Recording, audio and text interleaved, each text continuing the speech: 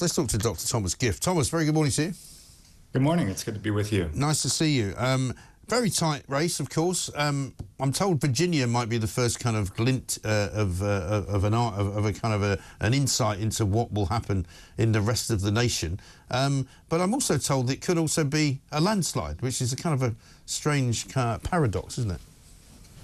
Yeah, it is interesting. If you look at the polls, both nationally as well as in key swing states, it looks about 50-50. Of course, the polls haven't always been right in previous elections, and they may not be right again. But it's also possible that we get a lot of races that are just decided by razor-thin margins, but one candidate or the other happens to win a lot of them, which would essentially make it look like a landslide, for example, over 300 electoral votes. Yes, so I guess that's the important thing to look out for. So, I mean, we're starting at 1 o'clock in the morning in the UK. What would we be looking out for? I mean, is Virginia going to be the first kind of key battleground as far as you're aware?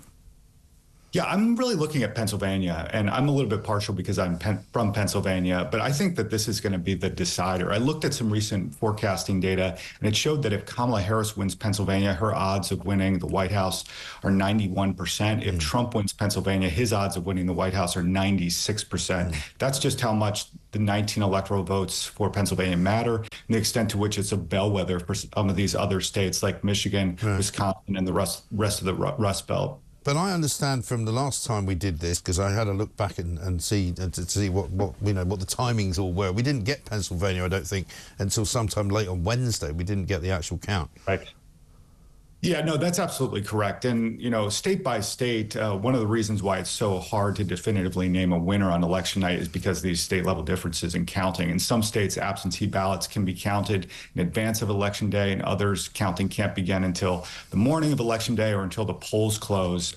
So I think it's unlikely that we're going to know by tomorrow who actually wins because of these state level differences. Yeah, I mean, a lot of people are also saying whatever happens, may it please be a landslide for somebody, because if it's close, they'll be talking about it forever. There'll be lawsuits, there'll be recounts, there'll be, you know, all manner of disputes going on, whereas if it's definitive, that probably would be better. Yeah, I think that's absolutely right. You know, when we're thinking about 2000 with Bush v. Gore, or we're thinking about 2020, for example, with Trump and Biden, I think America just doesn't want to see something close. I think, you know, many would just hope that this is definitive, so we don't get into this situation of recounts and litigations and Supreme Court opinions and so on and so forth. Yeah, exactly right. And as far as the last few kind of days have gone, I mean, what's your sense? I know it's difficult to predict, but what's your actual, you know, what's your gut telling you?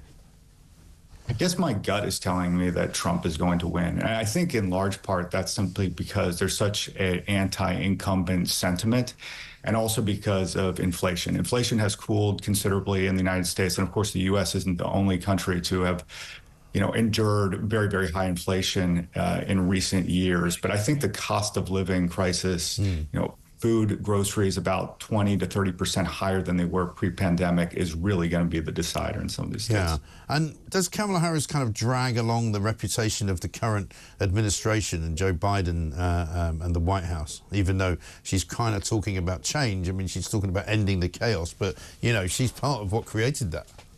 Yeah, she keeps talking about turning the page, and that's the phrase that she uses, but it is a bit curious because she's turning the page on her own administration. Right. Harris is invariably tied to both the successes and the failures of the Biden administration. She does say that she wants to represent a new generation, but, you know, when it comes to immigration, when it comes to cost of living, when it comes to some of these other failures of the current administration, she has to take culpability if she's going to take responsibility for the successes. Yeah, right. And how important would you say Vance and Waltz have been? You know, it seemed to me that J.D. Vance was a bit more substantial as a vice presidential candidate than Tim Waltz.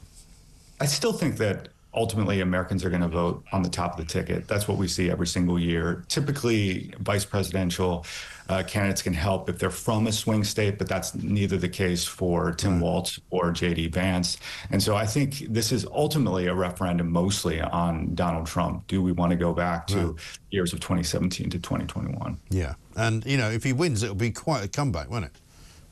I think it would be a remarkable comeback. After January 6th, everybody said that he was dead. After 2022 midterms, everybody said that Trumpism was dead, and here he is once again. So it's kind of a remarkable, like a phoenix rising from the ash. It really is. Good to talk to you, Dr. Thomas Gift from the UCL Centre on US Politics. Thank you.